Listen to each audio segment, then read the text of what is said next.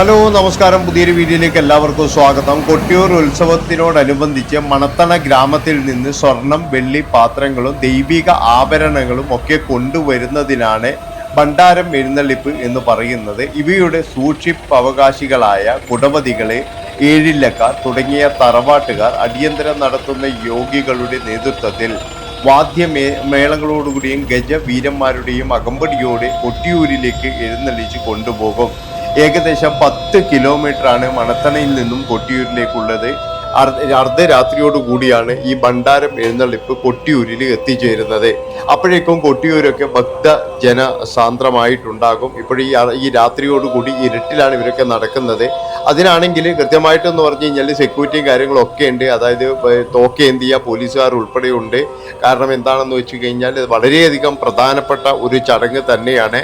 ഒരുപാട് ഭക്തജനങ്ങൾ റോഡിന്റെ ഇരുവശത്തും ഈ ഭണ്ഡാരങ്ങളെ, അതായത് അതിന് ഒരു എന്താ പറയുക വിളക്കൊക്കെ കത്തിച്ച് കാത്തിരിക്കുന്ന ഒരു ചടങ്ങ് കൂടിയുണ്ട്. മണത്തണയിൽ നിന്നും ഏകദേശം ഞാൻ പറഞ്ഞല്ലോ 10 കിലോമീറ്റർ മാത്രമാണ് കൊട്ടിയൂരിലേക്കുള്ളത്. അപ്പോൾ ആ ഒരു സ്ഥലങ്ങളിലൊക്കെ എന്ന് പറഞ്ഞാൽ ഭക്തിയോട് കൂടിയിട്ട് ആബാലവൃദ്ധം ജനങ്ങളും കാത്തിരിക്കുന്ന ഒരു സംഭവമുണ്ട്. ഇതിപ്പോഴെന്ന് പറഞ്ഞു കഴിഞ്ഞാൽ മണത്തണയിൽ നിന്നും കണിച്ചാറ് എന്ന് പറയുന്ന സ്ഥലത്ത് ആണ് എത്തിയിരിക്കുന്നത്. കണിച്ചാറിലാണ് നമ്മളിപ്പോഴും ഈ ഘോഷയാത്ര കാണുന്നത്. അതായത് ഗജവീരന്മാരുണ്ട്, പിന്നെന്ന് പറഞ്ഞാൽ അതിൻ്റെ സ്ഥാനീയരുണ്ട്, കൊടയുണ്ട്, അതുപോലെ വാദ്യമുണ്ട്. ഇങ്ങനെ ഓരോരോ കാര്യങ്ങൾ ഓരോരോ ആൾക്കാർക്കാണ് അതിൻ്റെ അവകാശങ്ങൾ. ആ അവകാശികളാണ് ഇതൊക്കെ എന്ന് പറഞ്ഞു കഴിഞ്ഞാൽ കൊണ്ടുപോകുന്നത്. ഇതിൽ കൊടയും കാര്യങ്ങളൊക്കെ എന്ന് പറഞ്ഞു കഴിഞ്ഞാൽ കണിയൻ സമുദായക്കാരാണ് കൊടയൊക്കെ ഉണ്ടാക്കുന്നത്. പനയോല് കൊണ്ടുണ്ടാക്കുന്ന കൊടയാണ്. നമുക്ക് എല്ലാവർക്കും അറിയാം, കൊട്ടിയൂരിൽ പോയി കഴിഞ്ഞാൽ അവിടെ കൊട അവിടെ മേൽക്കൂരയായിട്ട് ഉപയോഗിക്കുന്ന കൊട, ആ കൊടകൾ വരെ എന്ന് പറഞ്ഞു കഴിഞ്ഞാൽ ഓരോ ആൾക്കാരുടെ ഓരോ കുടുംബത്തിൻ്റെയും അവകാശം എന്നുള്ള തരത്തിലാണ്. ഏതായാലും ഇപ്പം മണത്തണ കഴിഞ്ഞിരിക്കുകയാണ്. ഇനിയും ഒരു 2-3 മണിക്കൂർ കഴിഞ്ഞാൽ മാത്രമേ ഇത് കൊട്ടിയൂരിൽ എത്തുകയുള്ളൂ. അതാണ് പറഞ്ഞത്, അർദ്ധരാത്രിയോട് കൂടിയിട്ട് അവിടെ എത്തുകയുള്ളൂ എന്നുള്ളതാണ്. ഏതായാലും കൊട്ടിയൂർ ഉത്സവം തുടങ്ങിയപ്പോൾ തന്നെ എന്ന് പറഞ്ഞാൽ ഈ ഒരു ഭാഗങ്ങളൊക്കെ എന്ന് പറഞ്ഞാൽ ജനസമുദ്രമായി മാറി.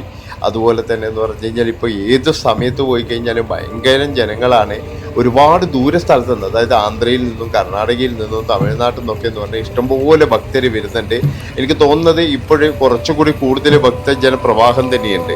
അതായത് ശബരിമല കഴിഞ്ഞാൽ ഏറ്റവും കൂടുതൽ ഭക്തന്മാർ എത്തുന്ന ഒരു സ്ഥലം തന്നെയാണ് കൊട്ടിയൂർ, അല്ലെങ്കിൽ ദക്ഷിണകാശി എന്നറിയപ്പെടുന്ന ഈ സ്ഥലം. അപ്പോൾ വൈശാഖ മഹോത്സവത്തിൻ്റെ ഭാഗമായിട്ടുള്ള ഭണ്ഡാരം എഴുന്നള്ളിപ്പാണ്. ഭണ്ഡാരമാണ് പോകുന്നത്, ഭണ്ഡാരം എഴുന്നള്ളിപ്പാണ് കാണുന്നത്. ഇതാ കൊടയുണ്ട്, അതുപോലെ തന്നെ ഇതാ കൊടയും കാര്യങ്ങളൊക്കെ, അതായത് ഭഗവാന് ചൂടാനുള്ള കൊടയാണ്. അവരൊക്കെ ഓരോരോ ഇതാണ്. പിന്നെ വാളുണ്ട്, എല്ലാ കാര്യങ്ങളും കൊണ്ടാണ് അവർ പോകുന്നത്. ഇങ്ങനെ ഓരോ തറവാട്ടുകാർ ഗജവീരന്മാരുടെ അകമ്പടിയുണ്ട്. 2 ഗജവീരന്മാരാണുള്ളത്. പിന്നെ ഞാൻ പറഞ്ഞല്ലോ ഇഷ്ടംപോലെ സായുധ സേനകളും കാര്യങ്ങളൊക്കെ ഉണ്ട്.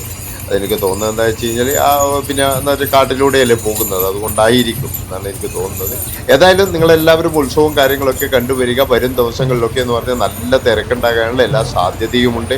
അതുകൊണ്ട് തന്നെ എന്ന് പറഞ്ഞു കഴിഞ്ഞാൽ അനാവശ്യമായിട്ട് ആരും ഈ വണ്ടികളൊന്നും കുത്തിക്കയറ്റാതിരിക്കുക. കാരണം എന്താ വെച്ചാൽ അങ്ങനെ വന്നു കഴിഞ്ഞാൽ ബ്ലോക്കിൽ പെട്ട് കഴിഞ്ഞാൽ പിന്നെ ഒന്നും ചെയ്യാൻ കഴിയില്ല. അപ്പോൾ എല്ലാവരും ആ നിർദ്ദേശങ്ങളൊക്കെ അനുസരിച്ച് പോയി കഴിഞ്ഞാൽ ഭംഗിയായിട്ട് ഉത്സവം നടത്താൻ കഴിയും എന്നാണ് എനിക്ക് പറയേണ്ടത്. അപ്പോൾ ഭണ്ഡാരം എന്നാൽ ഇപ്പോൾ എല്ലാവരും കണ്ടിട്ട് വരെ. Bye bye.